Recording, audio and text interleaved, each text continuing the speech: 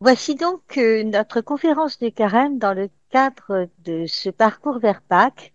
Nous allons voir les sources bibliques de la messe, donc une histoire de la Pâques jusqu'au premier temps de l'Église. Donc voici la première des 4 conférences. Et donc, on va procéder en 2 parties. D'abord le temps de la préparation. Essayer de voir, de comprendre comment est-ce que Dieu a préparé le peuple d'Israël au passage à la Pâque.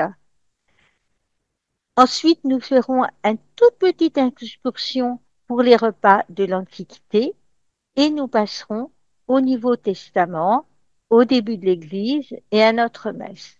L'objectif, c'est tout simple, de bien percevoir qu'il y a des mots-clés dans la Pâque que nous allons célébrer cette année et dont nous faisons mémoire tous les ans, et qu'il importe de percevoir que ces mots-clés, ils ont leurs racines, leurs sources dans l'Ancien Testament.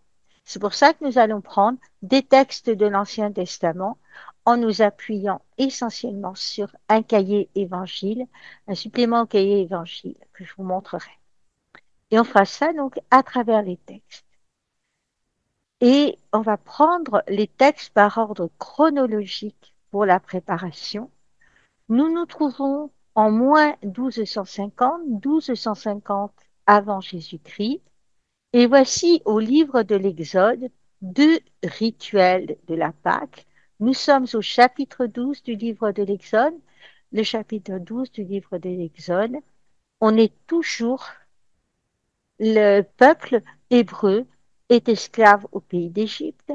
Le Seigneur a appelé Moïse et il a demandé à Moïse d'être son instrument pour entraîner le peuple hors d'Égypte, hors du pays d'esclavage. Dans le pays d'Égypte, le Seigneur dit à Moïse et à son frère Aaron, son porte-parole, n'oubliez pas, ce mois-ci sera pour vous le premier des mois. Il marquera pour vous le commencement de l'année. Parlez ainsi à toute la communauté d'Israël, le 10 de ce mois, que l'on prenne un agneau par famille, un agneau par maison.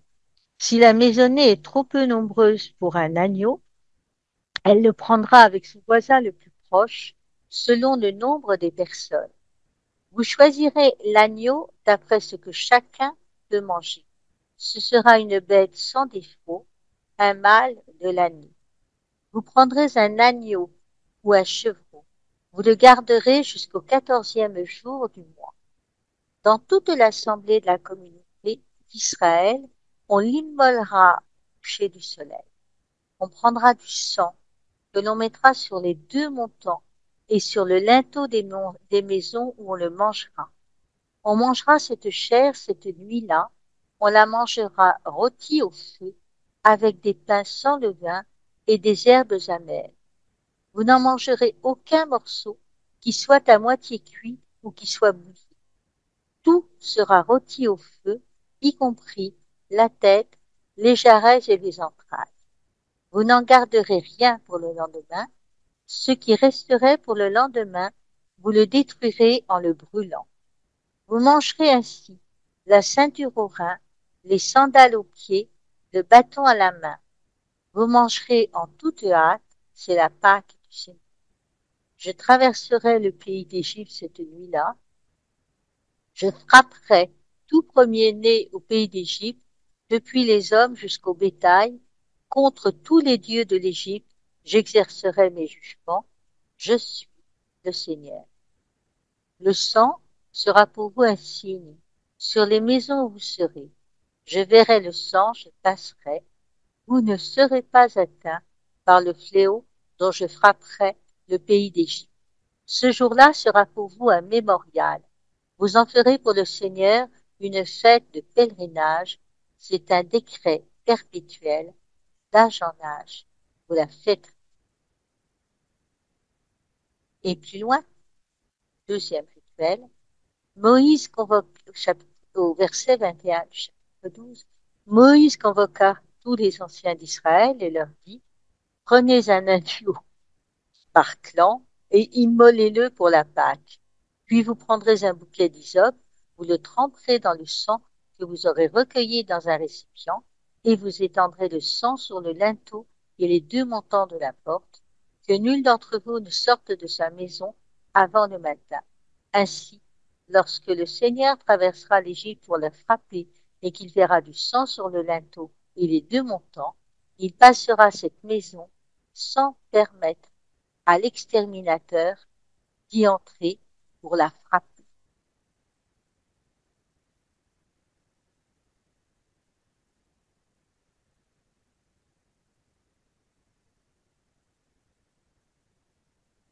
La Pâque, vous l'avez vu, est présentée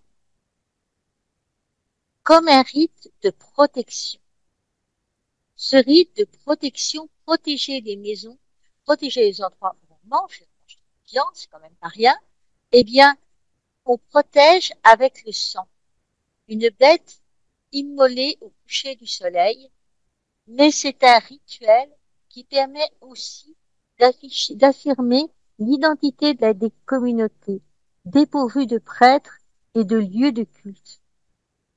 Donc, pas de culte sacrificiel, simplement la famille, un lieu comme lieu où la communauté d'Israël affirme son identité dans ce qu'on appellera une liturgie, c'est-à-dire un enchaînement de tâches, une célébration publique.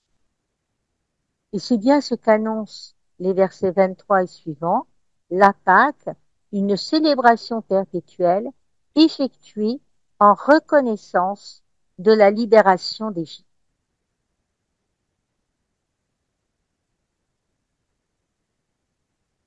Ce texte nous a été donc offert, donné, et on a dans ce passage que je m'empresse de nous remettre sous les yeux, qu'on date donc très ancien, qui commémore la célébration de la Pâque, le vocabulaire, Israël est désigné comme une communauté ou comme assemblée. C'est exactement ce que nous faisons à chaque dimanche quand nous célébrons la Pâque, une assemblée avec un rite, le rite des azimes, le pain sans levain, le pain n'a pas eu le temps de lever. Et il est consommé par la famille qui l'offre. Et on le désigne comme mémorial, le thème qui correspond davantage à la célébration annuelle d'un rite précis qu'à la mise en relation de ce rituel avec une tradition historique. Oui, c'est le premier cas et une étape au livre de l'Exode. Quand les Juifs vont s'en aller du pays d'Égypte, il faudrait regarder toutes les plaies d'Égypte, la façon dont elles sont faites et la manière dont le sang qui est mis sur le linteau des portes va indiquer au Seigneur que c'est des maisons amies et qu'il ne faut pas qu'il y touche. Et donc on a pas de prêtre, pas de lieu de culte spécifique, sinon la maison. Une fonction donc essentiellement de protection contre une force hostile, un moyen choisi par le Seigneur pour protéger des fléaux d'Égypte. Rien ne dit consommation de bétail abattu. La Pâque est un rite effectué à l'aide du sang dans les versets et on la mange en toute hâte parce que il va y avoir des soucis et tout premier-né au pays d'Égypte, depuis les hommes jusqu'au bétail, sera frappé. Il exerce ses jugements contre les dieux d'Égypte. Donc voilà la protection. Ce rituel est intégré dans une composition plus tardive et première Pâque, la libération d'Égypte. Et pendant que le peuple hébreu va retirer le mâle de l'année, l'agneau et le chevreau, eh bien, immolé au coucher du soleil, Dieu pourra frapper les gens du pays d'Égypte. Donc ce passage qui est annoncé et accompagné par un rite important, passage de la situation d'esclave à la situation de peuple qui va marcher dans le désert avec. C'était notre premier texte. Le peuple d'Égypte, ça s'est passé sans mal, et on va avoir une alliance aussi. C'est notre passage suivant pour bien accrocher la notion de Pâques, de passage, de protection par le sang de l'agneau à cette alliance. Exode 24, 3 et 8, le voici affiché. Moïse va rapporter au peuple toutes les paroles du Seigneur et toutes ses ordonnances. Tout le peuple répond d'une seule voix. Toutes ces paroles que le Seigneur a dites, nous les mettrons en pratique. À ça, la parole, la promesse, la main sur le cœur.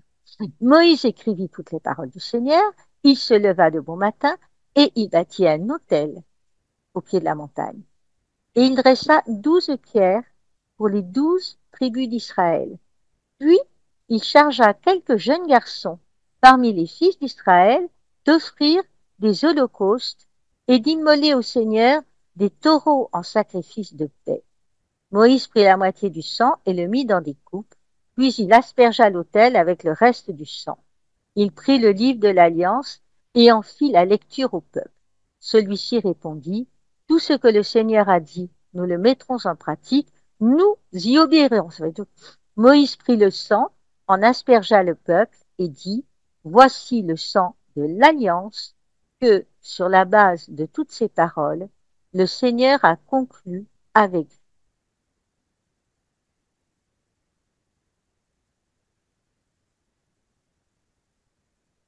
Un premier mot est important. C'est le terme d'holocauste.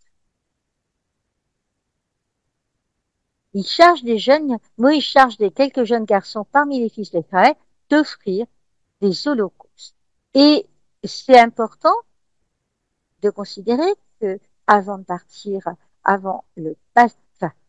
après le passage, on offre un holocauste. Et qu'est-ce que c'est que ce terme d'holocauste? Eh bien, c'est pas dur. Il suffit de lire au livre du Lévitique. Livre du Lévitique, toutes les prescriptions sacerdotales.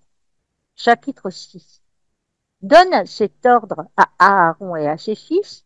Voici la loi de l'Holocauste. Cet holocauste restera sur le brasier de l'autel toute la nuit jusqu'au matin et le feu de l'autel restera allumé. Vous voyez le feu de l'autel, je trouvais une petite image sympa. Le prêtre revêtira sa tunique de lin et portera à même le corps un caleçon de lin.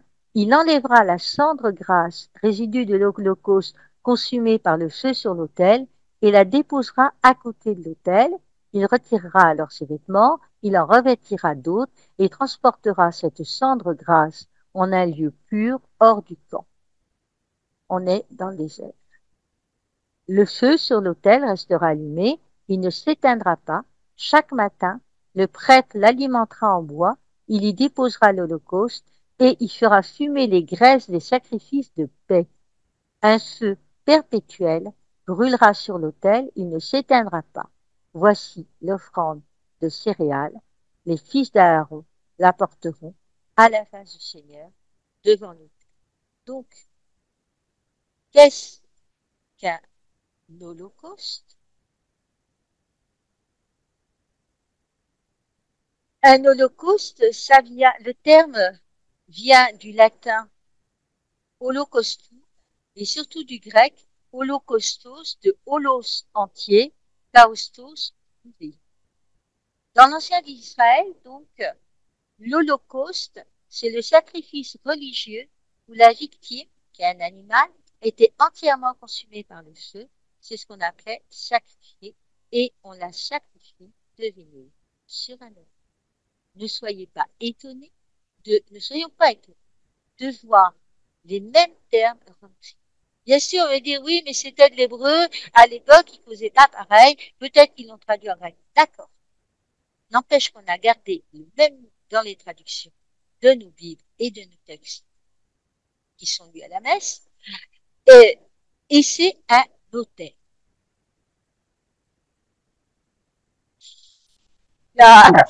Le rite qui est effectué dans le sang, c'est asperger l'autel comme asperger le peuple lui-même de sang, de la victime du sacrifice. Ça permet d'exprimer d'une façon symbolique. Évidemment, le monde hébreu, en hébreu, on a du mal à avoir des termes abstraits. Alors, on va nous faire un cadeau énorme. Ce sont des images. On va nous dire des choses qu'on connaît de la vie quotidienne pour nous rappeler à des choses beaucoup plus différentes, en tout cas abstraites, qui sont ici des choses de Dieu. Et asperger le peuple de sang, ça donne la victime, ça manifeste, ça exprime l'origine divine de la vie humaine comme l'origine divine de toute vie. Vous voyez que déjà, il est clair qu'a priori, nous naissons, enfin, quand la naissance d'un petit homme, il se fait aussi, enfin, il est lié aussi.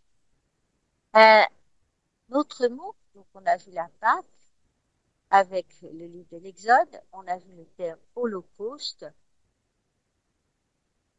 on aura un autre terme, l'alliance. Et cette alliance, cette unité, le fait qu'on s'allie l'un à l'autre, moi je trouve un petit peu plus loin dans le livre de l'Exode, il a changé de truc, il a pris le livre de l'alliance pour en faire une lecture. Qu'est-ce que c'est que ça? Eh bien, c'est le code. Qu'est-ce que dit? Dans une alliance, c'est comme dans un don, chacun donne à l'autre pour s'unir. Et qu'est-ce que le Seigneur dit? Oh, voici, je vais vous faire la lecture au peuple. Voilà ce que on attend de vous comme comportement, comme manière de faire. Et c'est scellé dans le sang. Voici le sang de l'alliance que le Seigneur a conclu avec vous.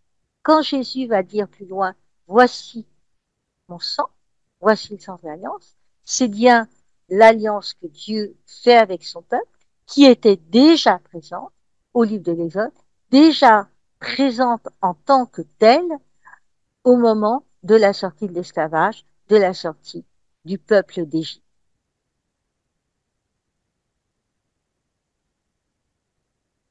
Derrière, ce sont donc des membres du peuple, des jeunes gens, habilités à faire les sacrifices.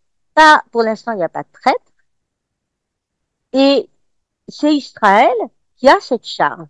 Nous sommes un peuple de prêtres. La charge, le rôle du prêtre, c'est le peuple qui collectivement entre dans un chemin de sanctification. Pour prendre l'alliance reflétée par notre passage, Exode 24, 3 à 8, ça peut être résumé de la manière suivante.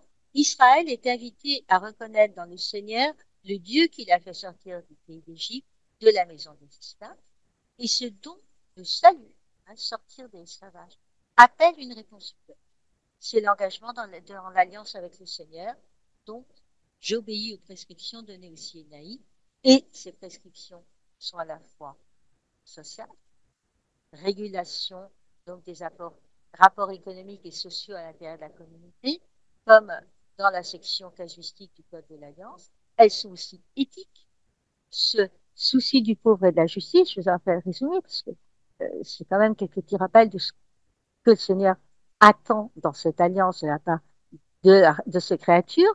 Et elles sont cultuelles, la loi sur l'autel et les sacrifices, le calendrier, le commandement du sabbat.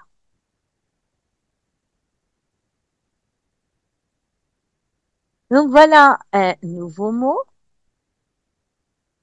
la conclusion d'une alliance, d'une pacte qui va être donnée en réponse à l'alliance de Dieu avec son peuple. Et nous continuons notre chemin vers Pâques en manifestant bien que nos prescriptions sont là, on va les reprendre. Engagement dans l'alliance avec le Seigneur. Ce calendrier. Au livre du Deutéronome, chapitre 16, voici que la Pâque apparaît comme un sacrifice. Elle apparaît plus loin comme un sacrifice. Observe le mois des épis et célèbre la Pâque pour le Seigneur ton Dieu, car c'est au mois des épis que le Seigneur ton Dieu t'a fait sortir d'Égypte durant la nuit. Tu feras le sacrifice de la Pâque pour le Seigneur ton Dieu, avec du petit et du gros bétail, dans le lieu choisi par le Seigneur ton Dieu, pour y faire demeurer son nom.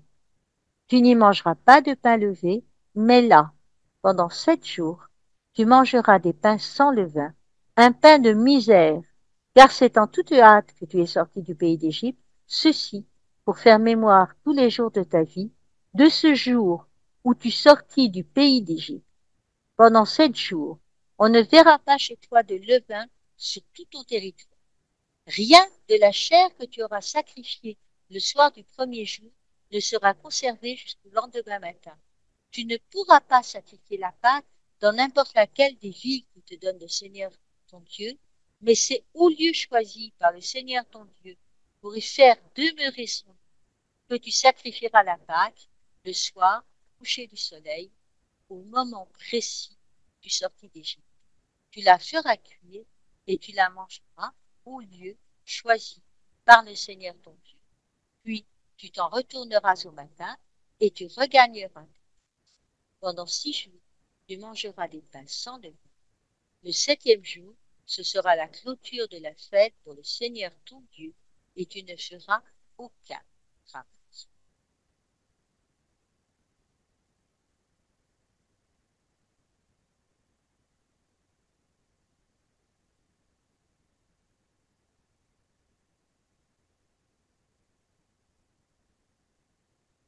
Et donc,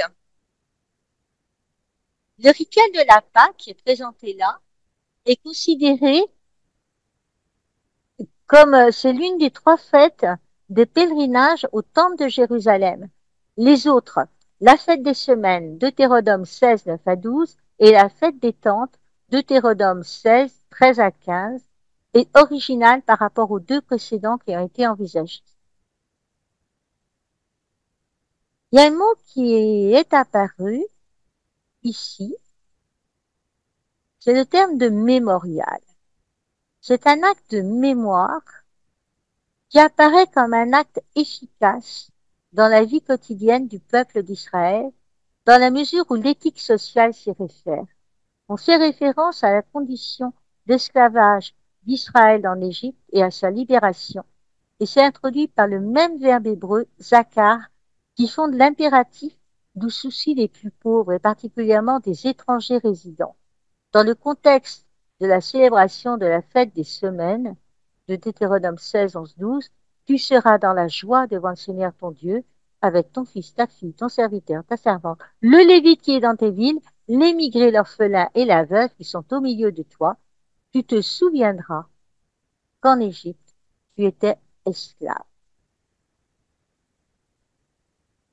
Et Deutéronome 12, 26, 27, toutefois les offrandes saintes que tu dois faire et tes offrandes votives, tu iras les apporter au lieu choisi par le Seigneur, tu offriras tes holocaustes, chair et sang, sur l'autel du Seigneur ton Dieu.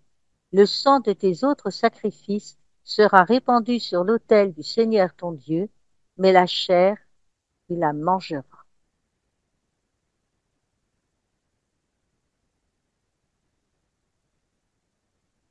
Le mémorial.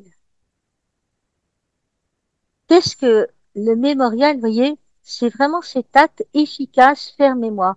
Et la prochaine fois que vous irez à la messe, donc demain ou tout à l'heure selon l'heure de la journée et l'heure des célébrations, vous vous souviendrez peut-être que dans une prière eucharistique, on dit faisant mémoire de ton fils, se souvenant de ton fils, ravivant la mémoire de quelque chose d'important. Ce qui soude la communauté, c'est bien cette mémoire, ce souvenir qu'il y a eu des moments extrêmement difficiles, extrêmement durs, extrêmement lourds, et que à ce moment-là, le Seigneur agit. Chère mémoire, l'acte de mémorial.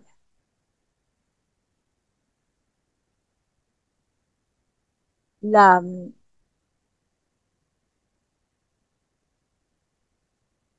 donc on a un terme, faire mémoire. Qu'est-ce que ça veut dire? Ça veut dire simplement qu'on va couper le temps. En ce sens que aujourd'hui, à l'instant, eh bien, le passé est remémoré. Souviens-toi que tu es bien sorti d'Égypte et qu'on a immolé. Et en vue de cet aujourd'hui, et ce qui est passé, il a lieu, il est ancré dans notre historique, mais nous voulons nous en souvenir. Et donc, nous refaisons les mêmes gestes. Et ce qui est passé a lieu maintenant et pour l'éternité. Et ça, c'est déjà prégnant, c'est déjà annoncé dans l'Ancien Testament. Et ça fait partie des données du culte. Les orthodoxes disent que, et nous avec bien sûr, que la messe, c'est une coupure du temps, puisque on fait mémoire d'un temps passé en vue d'un avenir, la Pâque éternelle à laquelle nous sommes tous conviés. Voyez l'acte de mémoire. C'est important d'entendre faisons mémoire de ton fils. Nous souvenons que on ravive notre mémoire et c'est véritablement notre patrimoine, les bienfaits de Dieu. Chère mémoire. Autre point, ici dans notre texte, la Pâque est considérée comme sacrifice. Qu'est-ce que c'est que faire un sacrifice? C'est faire quelque chose de sacré. Et la célébration a pour fonction de rendre grâce à Dieu, de faire mémoire de la tradition fondatrice de la libération d'Égypte. Nous avons été libérés d'Égypte. Le rite du livre de l'Exode qu'on a mis en tête envisageait la Pâque comme un rite de protection du sang sur les maisons. Comme ça, va y avoir, je vais oxyre tous les premiers-nés, tuer tous les premiers-nés, mais pas chez vous. Alors, je saurai que je suis dans les bonnes maisons parce qu'il y aura du sang sur les linteaux des portes. Qu'on a vu tout à l'heure, l'affirmation donc d'un lien entre la Pâque et sacrifice va modifier le sens. L'objet de l'offrande de sacrifice, c'est la venue de Dieu parmi son peuple. Et comme corollaire, comme parallèle, la bénédiction de l'offrande, du bien de l'offrande. L'offrande du sacrifice de la Pâque manifeste véritablement la foi d'Israël en la présence du Seigneur au milieu de son peuple. Et cette présence du Seigneur au milieu de son peuple, comme ils se souviennent, quand on a traversé le désert, on suivait la nuée, eh bien cette présence, c'est laquelle? C'est celle d'un Dieu qui s'est manifesté dans l'histoire, et la manière dont il s'est manifesté dans l'histoire, c'est un libérateur.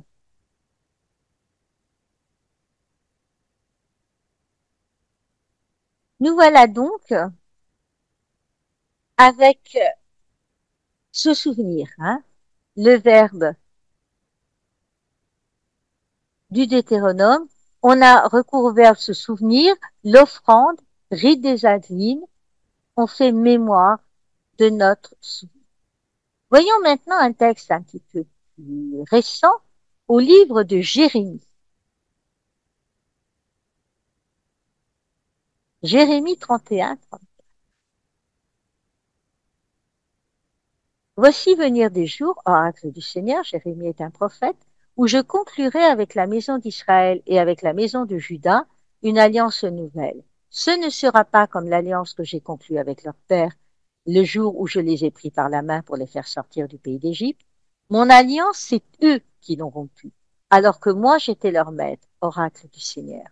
Mais voici quelle sera l'alliance que je conclurai avec la maison d'Israël quand ces jours-là seront passés, oracle du Seigneur.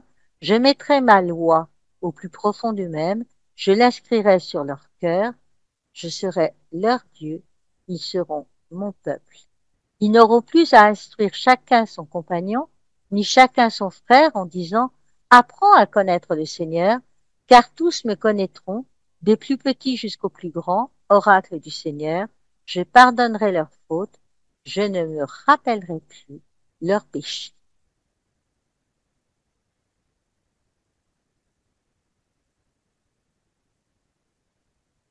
L'alliance avec Jérémie, n'oubliez pas qu'on arrive à un moment où le peuple de Dieu n'a pas tout à fait exactement respecté les termes du contrat.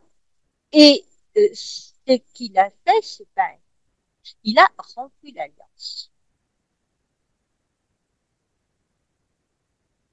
Et ici,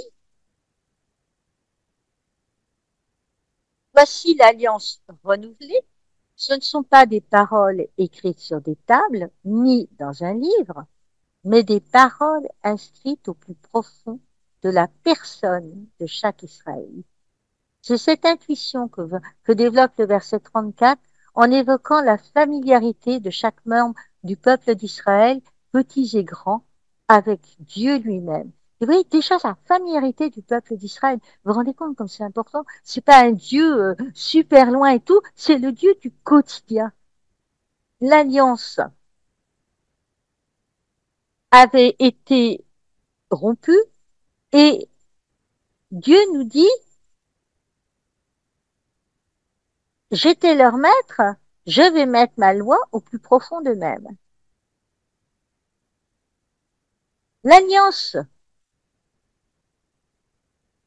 nouvelle évoquée par Jérémie, donc c'est une alliance conclue, se substitue à l'alliance conclue lors de l'Exode et rompue par Israël. Le texte ne va pas se référer au récit de rupture d'alliance qu'on a en Exode 32. Il demeure imprécis sur les circonstances qui ont conduit à la caducité de l'alliance ancienne, mais il nous donne Dieu qui va aller au-delà. Vous avez rompu l'alliance, mais je suis. Et donc, une alliance entre Dieu et son peuple, un peuple qui suit la loi, qui offre des actes sacrés qui sont des holocaustes, un peuple qui offre le sang et qui nous annonce la Pâque du Seigneur. Et on en arrive à notre dernier texte.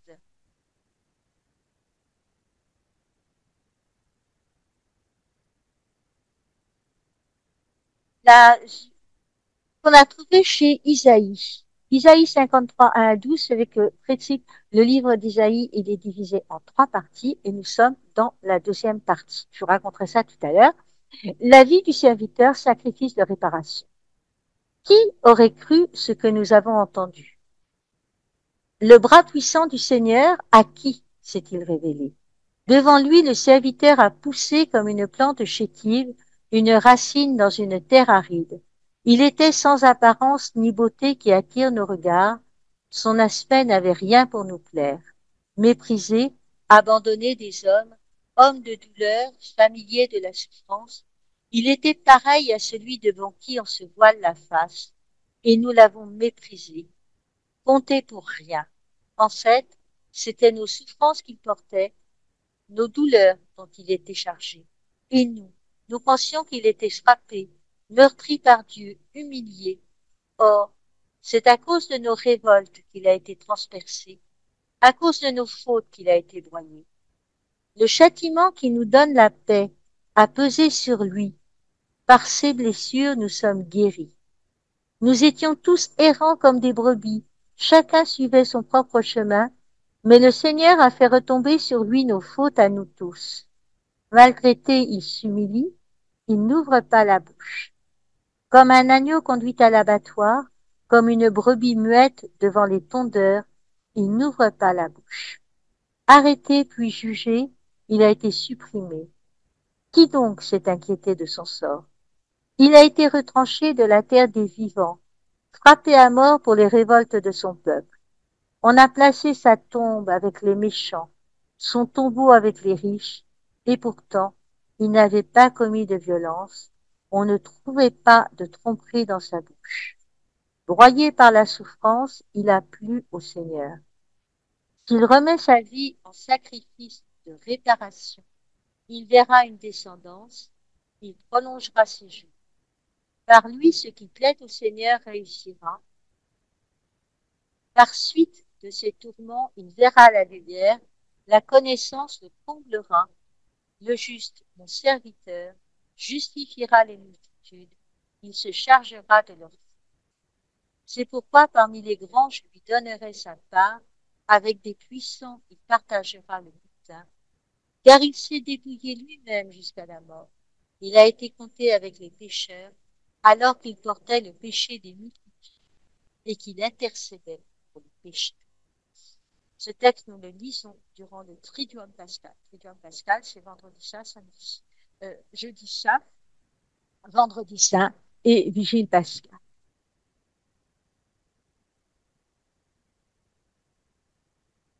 Ici, alors on nous a fait remarquer quand on a donné la conférence que il y avait des textes au passé, des textes au futur. En fait, Dieu inspire Isaïe.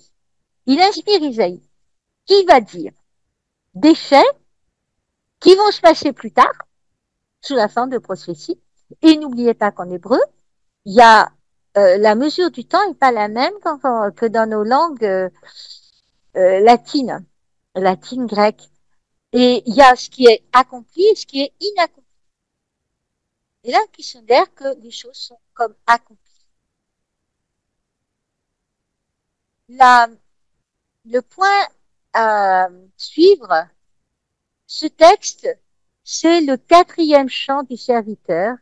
Et le livre d'Isaïe, donc, on considère qu'il y a 3 rédacteurs. Les premiers pour les 39 premiers chapitres, le deuxième pour les chapitres 40 à 55 et le troisième pour les chapitres à partir du chapitre 56. Donc, on a difficile de savoir exactement ce qui se passe pour la date du texte. C'est pas ça notre propos. Moi, ce que je veux vous donner, c'est que ici, le serviteur, ça peut être le prophète humilié. Sa souffrance est interprétée dans la finale du texte comme la médiation qui permet à la multitude, rabbine, d'être protégée des conséquences de sa faute. Et là, tac, annonce de la rédemption. Voilà ce qui se passe. Plutôt que de travailler ces textes de préparation de Pâques, c'est la préparation à la signification de Pâques, à cette profonde richesse du mystère pascal qui va être célébré et qui est célébré chaque dimanche. Et voyez bien que là, la souffrance, c'est une médiation pour la multitude. Le verset 10 présente la vie de souffrance du serviteur comme un sacrifice de préparation, Hacham. C'est en unique occurrence de ce terme dans tout l'ensemble du livre d'Isaïe, sacrifice de réparation. Et le livre du Lévitique, dans le cadre de la section traitant des sacrifices, Lévitique 1 à 7, va définir les situations dans lesquelles un hacham doit être offert. Le terme hacham provient d'une racine verbale qu'on peut traduire par être ou devenir coupable. Et il y a un autre terme, c'est le hatat, sacrifice pour les fautes involontaires. Les fautes qui doivent être réparées par un hacham sont caractérisées par une plus grande intentionnalité que celles qui relèvent d'un hatat. Les offenses qui requièrent un sacrifice de réparation ne sont pas seulement involontaires, mais délibérées. Voyez bien les mots. Alors oui, c'est des mots hébreux. Oui, c'est des mots compliqués, mais déjà, avec le livre du Lévitique, on avait la notion de faute involontaire et de faute volontaire. Il n'empêche que c'est quand même des fautes, il n'empêche que ce sont quand même des écarts par rapport à une vie, entre guillemets, parfaite. Sacrifice de réparation ou d'expiation.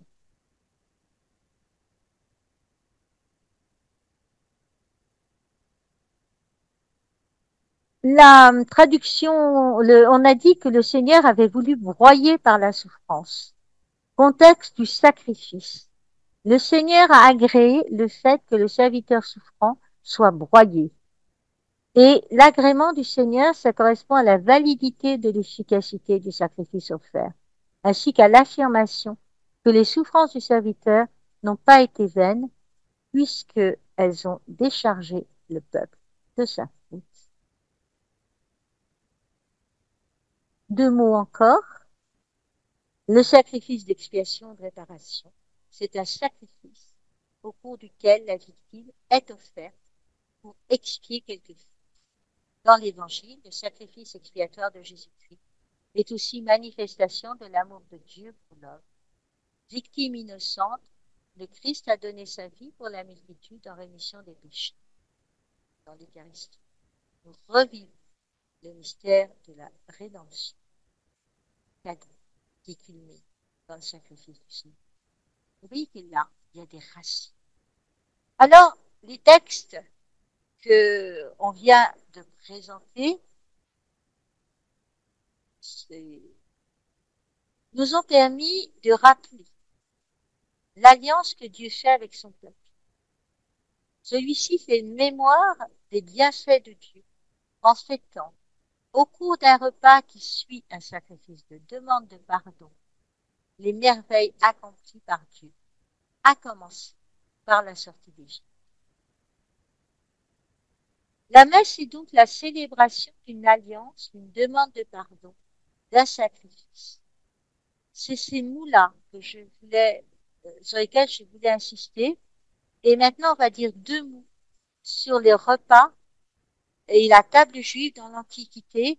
Et puis, on dira deux mots sur la structure du repas pascal. Mais il est important de s'appuyer, de manifester les racines de l'acte sacré que nous offre le Seigneur. Et qu'est-ce que c'est que la Pâque? Ma source, supplément au cahier évangile numéro 140, les récits fondateurs de l'Eucharistie. Alors, deux mots sur les repas gréco-romains. Je suis toute fière de moi parce que j'ai trouvé cette photo où on montre bien que ce coup-là, les gens n'ont pas la ceinture au rein, mais qui sont couchés pour manger. Ils mangent devant la table est dressée sur une mosaïque.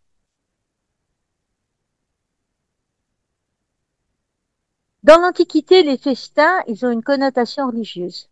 La table juive, elle cultive la dimension religieuse par ses bénédictions. Attention, on va y arriver parce que les bénédictions, elles font totalement partie du rituel pascal.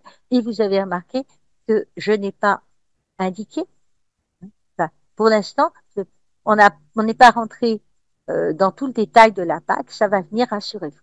Donc, la bénédiction, la pureté alimentaire, les dîmes sur la nourriture qui établissent un lien symbolique entre la table domestique et celle du temple, puisqu'elles seront données au temple, l'importance de la fête de Pâques aide à comprendre pourquoi les évangélistes donnent à la scène une indication, une coloration Jésus qui a célébré la fête. Paul considère que les viandes sacrifiées aux idoles sont inoffensives, mais il dénonce les repas pris dans les temples comme une participation à la table des démons, ce qui s'avère incompatible avec le repas du Seigneur, et ça, on le trouve au livre des Actes des Apôtres. Mais les repas festifs, c'est le socle des solidarités communautaires, un lien, une cohésion sociale. Et aussi bien dans les associations gréco-romaines qu'à la table familiale juive, telle que le conçoivent les pharisiens, et dans les banquets grecs où l'on faisait assaut de brillantes pensées. La nourriture, la boisson, le vêtement des convives, la hiérarchie des places, tout ça constitue des manières de table qui construisent l'identité du groupe. Le festin, c'est le lieu idéal de la parole écoutée et partagée.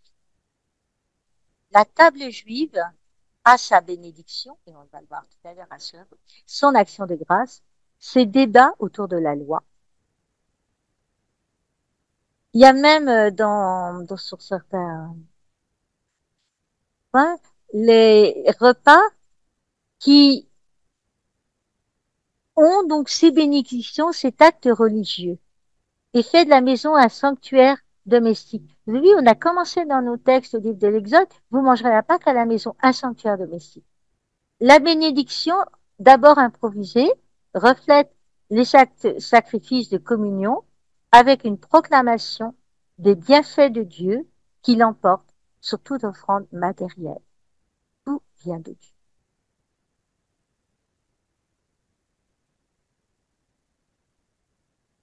Alors maintenant, que nous avons vu les racines, regardons trois petits points sur l'action Nouveau Testament, début de l'Église et notre messe. Et Pessa. Eh bien, je vous avais promis le plan, le voilà. Qu'est-ce qui se passe? Il y a une fête pastorale de printemps, 14 Nisan, la veille du soir au début de la fête. Ça va durer une semaine. Pendant une semaine, on va manger des azimes. Le dernier jour, on n'a pas le droit de travailler. Hein, c'est bien placé. Et Pessa, elle est marquée par le sacrifice d'un jeune animal avec le rite de sang destiné à obtenir la fécondité du troupeau. Je t'y donne, tu me donnes. C'est ce qu'on appelle la Hag à Persa, fête de la Pâque. C'est une fête agricole à l'occasion de la première moisson de l'année à Ha Matzot, la fête des Aziz, de Matzot. Si vous avez dans une boulangerie juive, n'oubliez pas d'essayer de faire des œufs d'où des Matzot. Qu'est-ce qui se passe? Repas pascal, c'est le Seder. C'est rien que des mots compliqués. On vous les donne là. On les redonnera. N'hésitez pas à nous demander des explications. Et il aurait fallu lui consacrer du temps là-dessus. Moi, je veux simplement vous montrer qu'il y a au cœur du repas pascal, il y a 6 temps. Un premier temps de sanctification, des coupes, des bénédictions. Un temps de narration qui rappelle où on en est et pourquoi on le fait. Le récit de la sortie d'Égypte. Le Rabbi Eliezer et Rabbi Yehoshua et obligation de faire mémoire de la sortie d'Égypte. Les midrash, c'est la tradition orale qui va être inclue dans les commentaires de la Torah. L'introduction, l'alliance et les éléments dont il faut faire mémoire de la sortie d'Égypte, Matzah,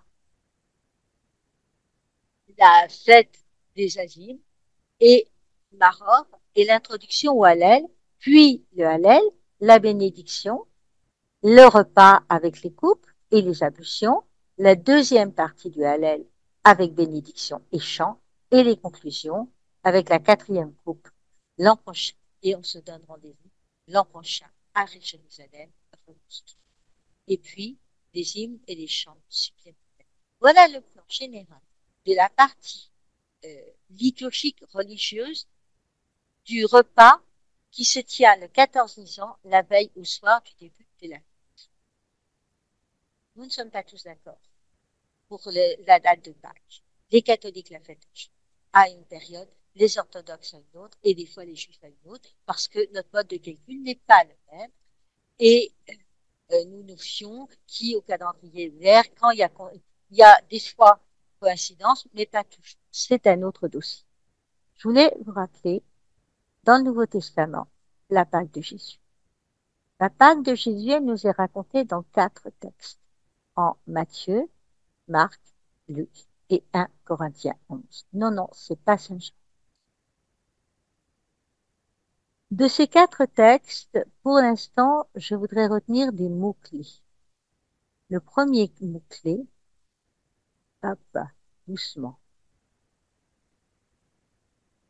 Il mange. Jésus, la Pâque, donc un repas, vous avez vu l'importance du repas dans l'Antiquité, on a pris le temps de le faire, tandis qu'il mangeait. Jamais plus je ne mangerai cette Pâque jusqu'à ce que ça accomplisse. Vous n'avez donc pas de maison pour manger et boire, ou bien faites-vous honte à ceux qui n'ont rien. Ça, en 1 Corinthiens 11, Saint Paul, il est en train d'apporter une forme de ce qu'on appelle publiquement la correction fraternelle à son peuple. Et il est gronde. Chaque fois que vous mangez ce pain, vous annoncez la mort du Seigneur jusqu'à ce qu'il vienne. Donc, premier acte, premier verbe manger. Verbe que je voulais vous indiquer, il y en a bien d'autres. Deuxième verbe, il prend, il bénit, il rompt, donne. C'est Jésus qui prend le pain, qui le bénit, le rompt et le donne. Trois mots-clés que nous allons voir et qui font partie du continuum des verbes importants qui vont nous donner notre structure de Pâques, notre structure de nos prières eucharistiques. Prendre, bénir, donc dire que du bien, rompre et donner. C'est très, c'est ces mots-là qui vont nous être rappelés.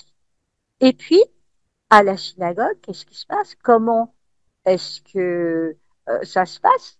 Eh bien, anamnèse, hein, on raconte l'histoire de la création et on rend grâce à Dieu.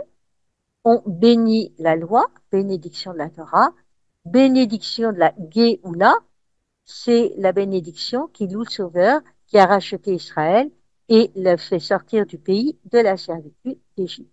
On est toujours là. Et bien sûr, la liturgie de la synagogue, elle se passe comme ça, avec ses grands traits. La liturgie chrétienne, j'ai trouvé dans un texte très, très ancien, finalement, qui a presque 15 siècles, la louange des constitutions apostoliques, une louange pour la création, l'anamnèse, la vie de la création, l'anamnèse de l'histoire d'Israël, le sanctus que l'on indique, le Dieu trois fois saint, et l'anamnèse de la rédemption de Jésus. Et cette liturgie, eh bien, on la retrouve dans le livre de l'Apocalypse, une anamnèse de la création, le sanctus, la bénédiction du Dieu créateur, Apocalypse 4, 9 à 11, la bénédiction de la Torah vue non seulement comme les 5 premiers livres, donc les 5 premiers livres de l'Ancien Testament, la bénédiction de la Géoula, le Sauveur qui rachète Israël et le fait sortir du pays de la servitude, et puis cet Amen liturgique, ce même Amen que nous prononçons lorsque nous recevons le corps du Christ et que nous prononçons comme un oui à chaque instant. Déroulement, donc je dis la seconde partie de la messe après l'écoute de la parole, présentation des dons, prendre, prière eucharistique, dans laquelle est enchâssé comme l'un des éléments le récit de l'institution, donc les 4 parallèles que je vous ai montrés tout à l'heure, la fraction du pain et la communion, l'union. Donc, voyez que j'ai repris là des parties rituelles sur véritablement cette notion de sortie d'Égypte, de passage dont on fait mémoire et que l'on accompagne d'un sacrifice avec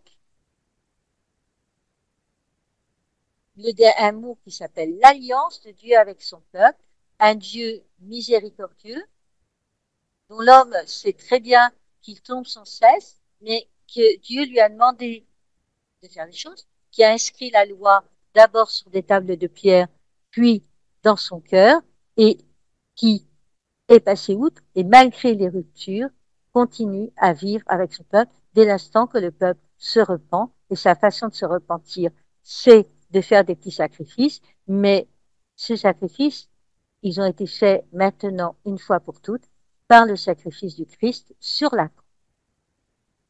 Il me reste à vous dire merci, et je vais vous le dire en grec moderne, Eucharisto, pour votre attention.